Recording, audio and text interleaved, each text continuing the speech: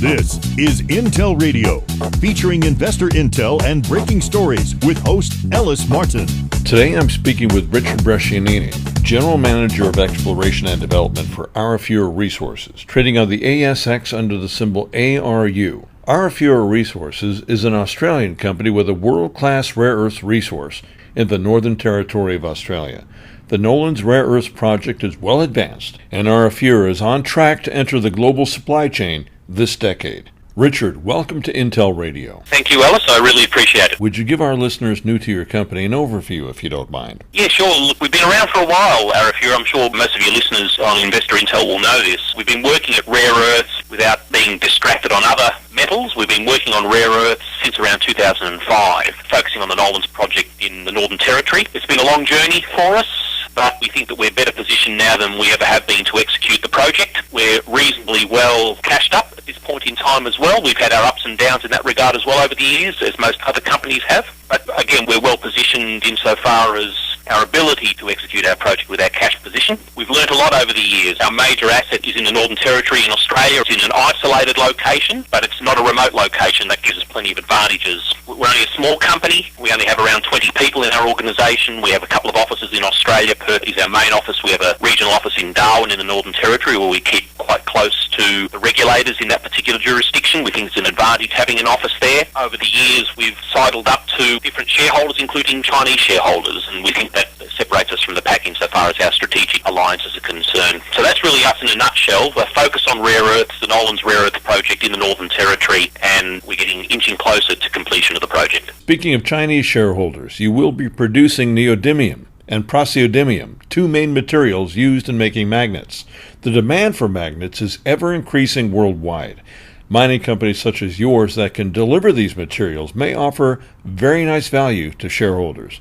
Now, you mentioned the Chinese. Are the Chinese magnet producers very interested in Arafura and the Nolans Rare Earths project? I think that magnet producers worldwide are interested in Arafura, and you make a good point that we have, I guess, a natural advantage is the way that you describe it, having very high concentrations as part of our resource. The Nolans resource, again, you're quite right, they're the building blocks of the neodymium iron boron magnets, permanent magnets or neo-magnets as others would know them. Our natural advantage are those high concentrations. As I say, it's not just the Chinese magnet manufacturers that are interested in Arafura. There are also magnet manufacturers in Europe, Japan and South Korea that have quite a bit of interest. Now, it's quite unlikely that we would have a direct relationship with a magnet manufacturer when we go into production. We'll be a producer of rare earth oxides, and so there are other parties that would be, I guess, in between Arafura and the magnet manufacturers. But again, I'd like to stress that it's not just Chinese magnet manufacturers, although they produce most of the world's magnets and are increasingly building on that position. There are magnet manufacturers elsewhere in the world that would be very, very interested in Arafura's product. I'd also like to add that we recently attended a conference in China. It was in June. That particular conference, the International Conference on Rare Earth Resources and Market, was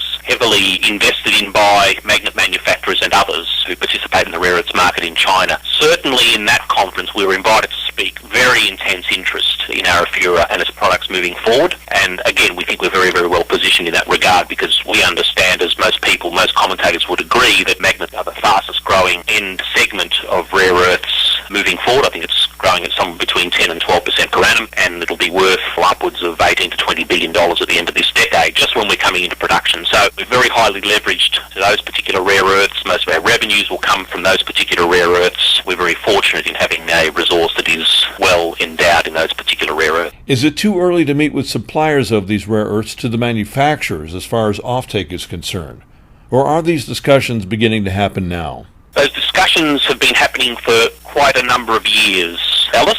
These discussions don't happen overnight. They take quite a lot of time. It requires companies to establish long-term relationships in advance of having provisional sales agreements in place. We're getting closer to where we want to be in that particular regard with parties that we've disclosed to the market, parties that we've been having discussions with out of Europe and South Korea and other places. So, yes, discussions have been going on. It's unlikely that you would have an offtake agreement directly with a magnet manufacturer. There'll be other parties that you have the offtake agreements with. We're getting much, much closer, and that's, of course, a very, very key work stream for us in our feasibility study. So we're advancing financing, offtake discussions with key parties as part of our feasibility study work streams. So these discussions, in a sense, have helped to contribute to your being able to get financing, to get cashed up for the work you need to do in the coming months and years, correct? They would be very, very closely linked in any outcomes. In order to be able to attract financing or funding for the project, to build the project, you have to be able to demonstrate that you have some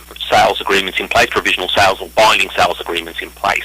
There's a very, very strong link between those two outcomes. As I say, these things don't happen overnight. Parties will want to see very advanced feasibility or the completion of feasibility. They'll want to see that you can produce final product to the specifications that off-takers require. And so we're partway along those discussions right now, in quite advanced discussions in some cases, with potential partners in the project.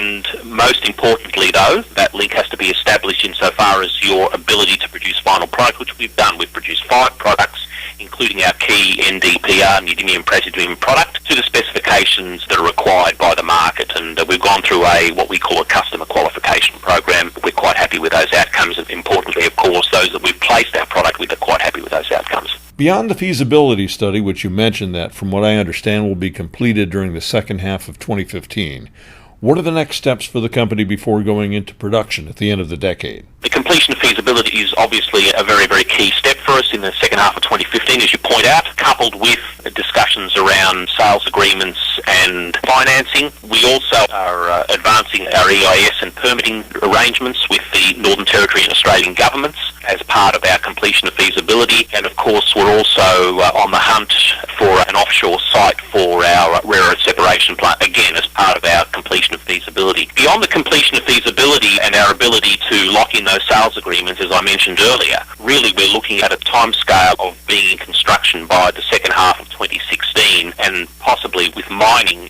on the Nolan site by the middle of 2018. So really the key milestones beyond the completion of feasibility are really to bring financing together, which would be sometime in 2016 in advance of construction of the project in the middle of 2016. From the cadre of rare earth and critical metals companies trading now, what will you say to listeners with regard to giving Arafura careful consideration as an investment opportunity? Arafura, I guess it's an attraction. I hate to say it this way. I guess it's an attraction that we're a company that has a very low share price right now. And I'll point out to your listeners that at the height of the market, which was back pre-GFC days, the Arafura share price hit around $2.20. We're far better positioned today with a share price of 7 cents, and I'm talking about far better positioned insofar as where our project is at today versus where we were at back in 2008 or 2009. We're far better positioned today to be able to execute the project. So I would suspect that there's a lot of upside to our share price from its current historic low levels. That's one thing that investors really need to take on board as we get closer and closer to the end of feasibility. Our product is very highly geared to the magnet feed rare earths, and of course we also have the other critical rare earths in our deposit. We're talking there dysprosium, terbium and yttrium are also rare earths in our deposit at much more modest levels, but once we factor in the production target that we're aiming at, which is around 20,000 tonnes per annum equivalent, we're looking at quite high tonnages of those other critical rare earths as part of our product mix. But we're very highly leveraged to that part of the market that's growing most strongly, which is the permanent magnet market. And as I mentioned earlier, our deposit is highly leveraged in those particular rare earths. And we've developed a flow sheet that is really aimed at maximising the recovery of those rare earths. And we've done a lot of work in that area to reduce our capital operating costs so that we can put a process flow sheet together that does maximise the recovery of those particular rare earths. When we couple that with our never-ending quest to de-risk the project, and in that area I mean really siding with parties that can help us execute the project as well as funding it. And in this particular regard, we're talking about Arafura Resources in China, a rare earth producer who have access to a large part of the supply chain, and parties like ThyssenKrupp in Germany, a very large German conglomerate that has access to end users in the European market. When we talk about potentially partnering with those organisations, we're attempting to de-risk our project insofar as its financing and also its commissioning is concerned. Arafura, being a producer, of course, understands commissioning of projects as they currently operating one. So we're seeking their assistance, their expertise, and using their industrial experience in helping us work with particular rare earth institutes in China to further de-risk our flow sheet and avoid some of the commissioning issues that we've seen other rare earth producers struggling to come up to their nameplate production. So when you put all that together, we think that Arafura remains a very compelling investment proposition for investors, and our current share price allows investors to come on board at a very, very good time with regards to their ability to buy a reasonable amount of shares. Richard, it's been a pleasure speaking with you today. Thanks very much for joining me on Intel Radio. Thanks, Ellis. I really appreciate the opportunity. I've been speaking with Richard Brescianini, the General Manager of Exploration and Development for Arafura Resources, trading on the ASX under the symbol ARU. For Intel Radio, I'm Ellis Martin. Thank you for joining Ellis Martin on Intel Radio. Please note that Ellis Martin is not a licensed investment advisor, and Intel Radio is not intended to provide investment advice. For more information, go to InvestorIntel.com or email info@InvestorIntel.com.